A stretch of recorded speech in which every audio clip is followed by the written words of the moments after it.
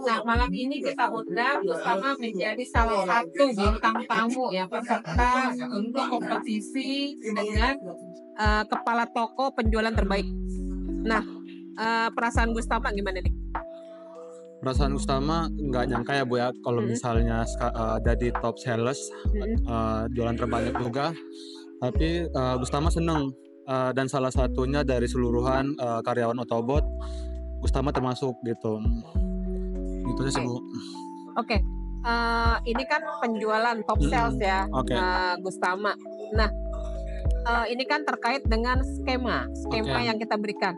Menurut Gustama, skema yang sekarang sama yang dulu tuh gimana perbandingannya? Perbandingannya jauh banget ya Bu.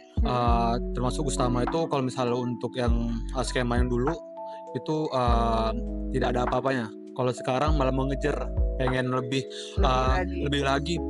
Banyak jualan dan gajinya semakin besar gitu Bu. Skema yang dulu itu nggak ada apa-apanya, maksudnya gimana nih? Jadi kayak ibarat kata kita jualan itu percuma gitu Bu, kepala tokonya. Kalau sekarang itu kalau misalnya kita jualan itu kayak gaji ada, terus pencapaian juga, kita tuh kayak seneng gitu, pencapaian besar, gaji besar juga gitu. Kalau dulu kan ibarat kata kita jualan itu kayak percuma gitu, jualan 50 nggak perbandingan sama FL beda banget gitu. Kalau sekarang kan gaji, kalau kita jualan banyak gaji pun besar gitu. Kalau dulu jualan banyak tapi gajinya kecil gitu. Oke.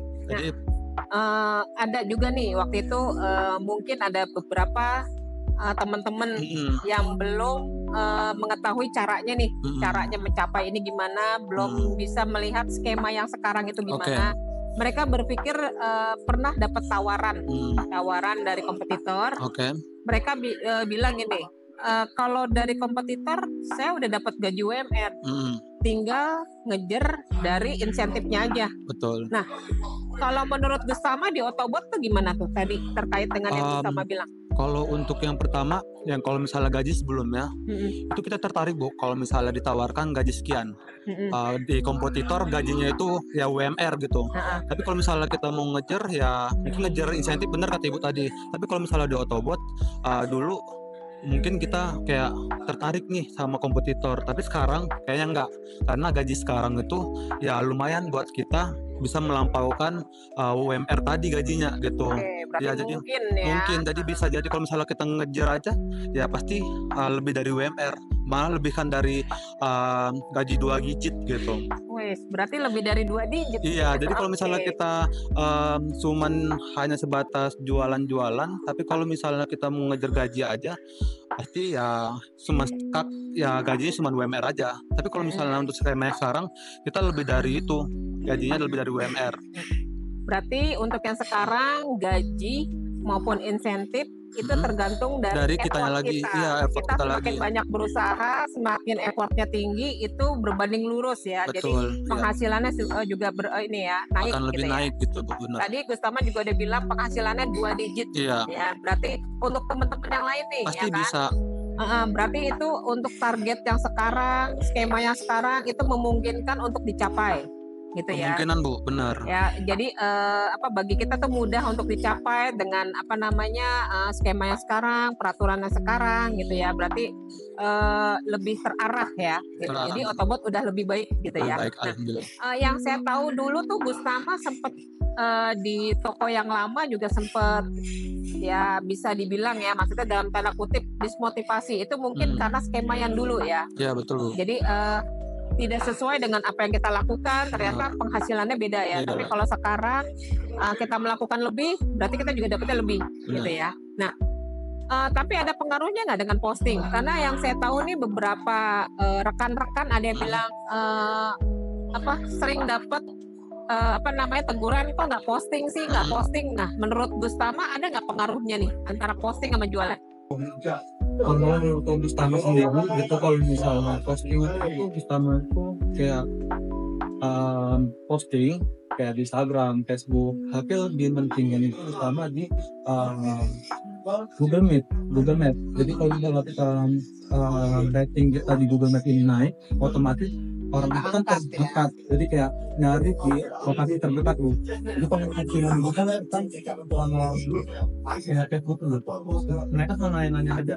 Kalau di Google itu pasti akan datang ya. Mereka akan nyari nomor itu, mereka akan nyari nomor nah beli kita juga. Itu sama juga salah satu kalau misalnya jualan juga, kalau misalnya banyak kan offline dari online gitu.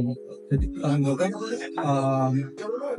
bahasanya kalau untuk online ngaruhnya ada, tidak ngaruhnya ada juga gitu. Jadi kayak ibarat kata seminggu kita menjalankan postingan gitu. Itu kemungkinan besar 5%. Tapi kalau misalnya Google Map tadi yang kita postingkan itu bisa sampai 25-35% gitu. Kalau bedanya tadi ngaruh, tapi nggak semuanya itu karyawan akan bisa gitu. Tapi berarti kan itu lebih ke arah tetap posting tapi di Google Map ya. Postingan itu kita harus Bu, iklan itu pasti harus. Iya, itu harus, kewajiban kita sebagai sales gitu Bu. Jadi kayak postingan di Google, di Facebook, di Instagram, OLX itu kita harus Bu. Itu memang itu kewajiban sebagai sales gitu. Tapi kita harus matengin di mana nih. Contohnya kayak Gustama Google Map atau di Facebook.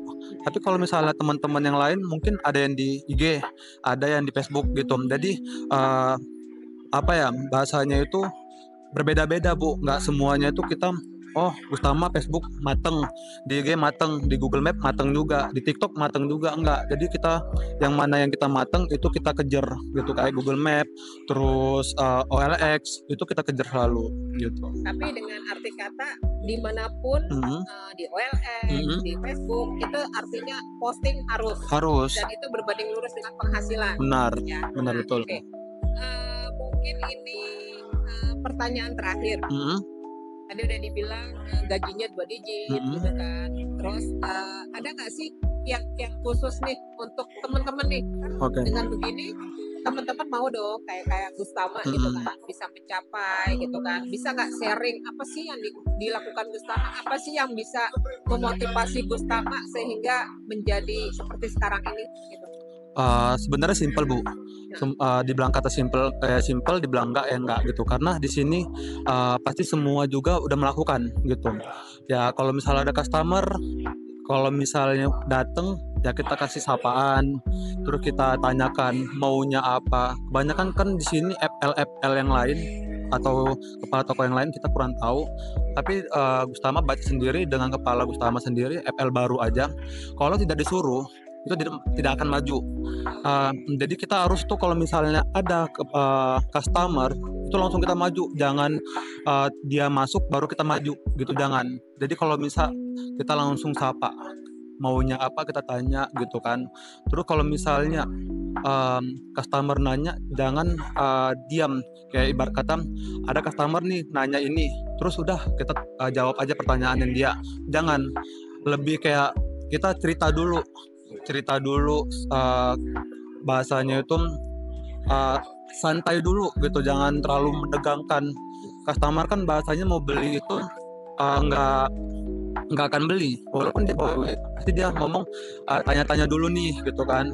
Kita harus ngasih menggali kebutuhannya dia apa gitu. Kebanyakan customer pasti kebanyakan FL kan yang lain tuh dia tanya nih kilometernya berapa, jawab sekian, jarak tempuhnya berapa, sekian, udah diam. Jadi kayak ibarat kata gimana caranya, contoh nih, ada customer, jangan kan di toko sepeda ya, contoh nih, kayak punya kita nih jualan sisir.